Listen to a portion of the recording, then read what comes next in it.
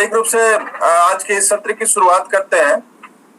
सबसे पहले मैं अपना परिचय दे दूं। मैं माधव तिवारी, वरिष्ठ विशेषज्ञ हूं राज्य परियोजना कार्यालय में, और आज के इस सत्र में सभी प्रतिभागियों का हार्दिक स्वागत, अभिनंदन करता हूं।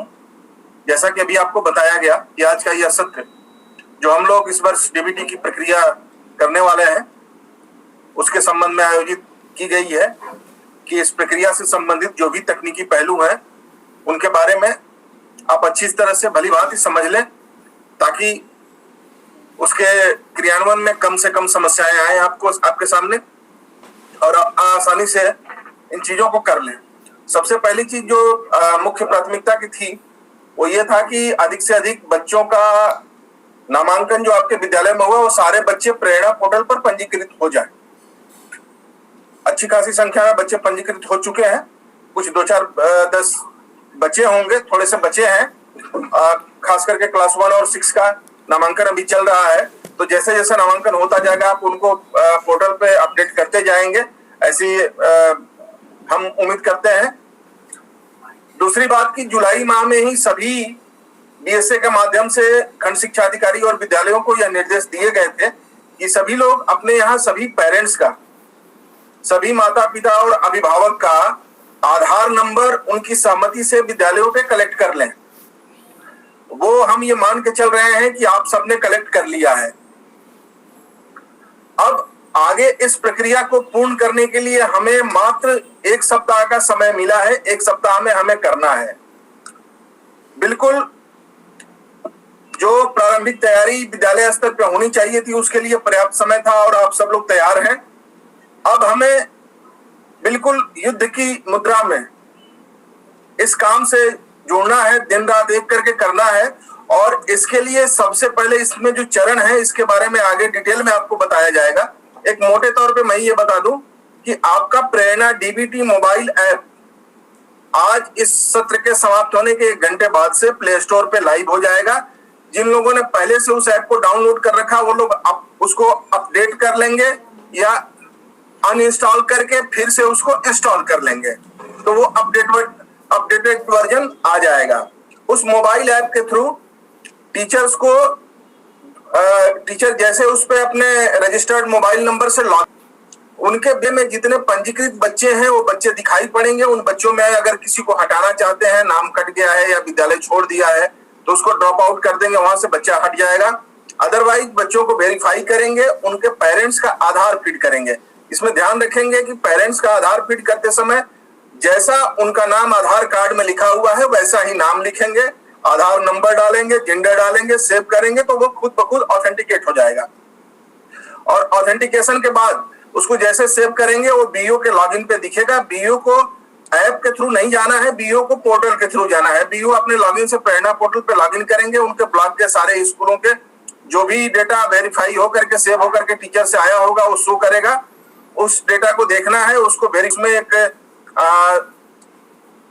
प्रारूप दिया हुआ है उनके डिक्लेरेशन का, उसको डाउनलोड करके साइन करके फिर उसको अपलोड करेंगे और उसको आगे फॉरवर्ड कर देंगे डेटा को बीएसए के लॉगिन पे।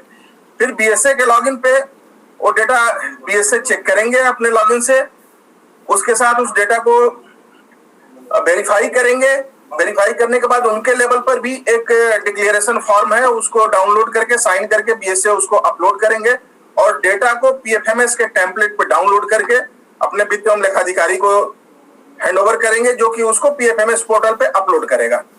और अपलोड करने के बाद वहां से फाइनेंस का काम शुरू हो जाता है। इस काम के लिए हमें चूंकि ये सारा काम 1 सप्ताह में करना है, तो हम ये उम्मीद करते हैं कि अगले 2 दिन में, यानी कल और परसों में 2 दिन में सारे स्कूल अपने सभी बच्चों को मोबाइल ऐप के थ्रू वेरीफाई कर दें, अपडेट कर दें, पेरेंट्स का आधार ऑथेंटिकेट कर दें। ये कोई बड़ा काम नहीं है। अगर एक स्कूल में 200 बच्चे भी हैं और 4 अध्यापक हैं तो ऐप में ऐसी सुविधा है कि क्लास वार उन अध्यापकों के बीच क्लास बांट दिए जाएं और बांट करके एक साथ चारों अध्यापक करेंगे। अगर 200 बच्चों का तो एक दिन में 25 बच्चे का करेंगे, 100 बच्चा हो जाएगा। 2 दिन में 200 बच्चे आसानी से वो कर सकते हैं। एक दिन में अगर 25 बच्चे भी करें तो अगले 2 दिन में सारे स्कूलों के सभी बच्चों का अध्यापकों के द्वारा अपडेशन और उनके पेरेंट्स का आधार ऑथेंटिकेशन का कार्य हमें कर लेना होगा। और उसके बाद जैसे जैसे बीओ लॉगिन पर प्रदर्शित होता रहे, अध्यापक के स्तर से वेरीफाइड डेटा जैसे जैसे बीओ के लॉगिन पर प्रदर्शित होता रहे, बीओ का काम होगा कि उसमें वेट न करें कि सबका आ जाए तब हम करेंगे। जैसे जैसे आता जाए पर डे उसको बीएसए को फॉरवर्ड करते रहेंगे।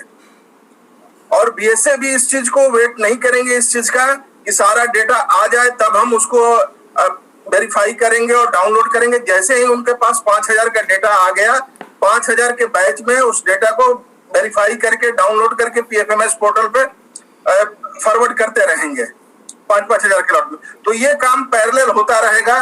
तो हम उम्मीद करते हैं कि अगर 2 दिन में हमारे सारे स्कूल के बच्चे ऑथेंटिकेट हो जाते हैं, अपडेट हो जाते हैं, तो अगला 1 दिन और एक्स्ट्रा हम रखेंगे। तीसरे दिन सारे के सारे अपडेटेड बच्चों की फाइलें पीएफएमएस पोर्टल पे चली जाएंगी।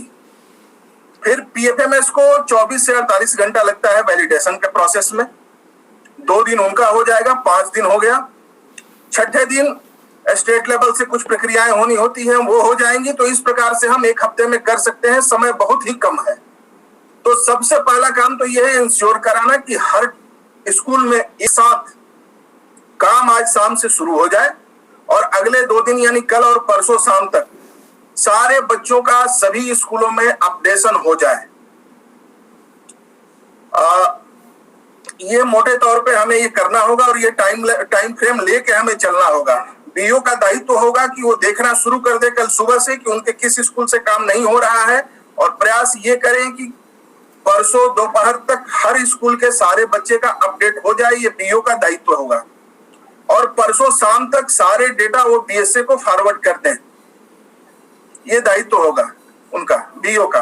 बीएसए का ये दायित्व होगा कि परसों शाम तक जो भी डेटा आए 5,000 परसों शाम तक का वेट नहीं करेंगे, बल्कि पहले से शुरू कर देंगे। लेकिन हर दशा में परसों शाम तक का देर शाम तक सारे बच्चों की फाइलें 5,000 के बैच में पीएफएमएस के टेम्पलेट पे डाउनलोड करके पीएफएमएस को फॉरवर्ड कर देंगे। तब जाकर के इस काम को हम, जैसा कि माननीय मुख्यमंत्री जी की मंशा है, 1 सप्ताह में कर पाएंगे। इसमें समय बिल्कुल नहीं है। इसमें दिन रात की सीमा को हम 24 घंटे से अधिक तो नहीं बढ़ा सकते हैं, लेकिन अपनी कार्य की सीमा को 2-3 दिनों के लिए, ज्यादा का नहीं, ऐसा नहीं है कि महीने भर इस प्रक्रिया को करना है।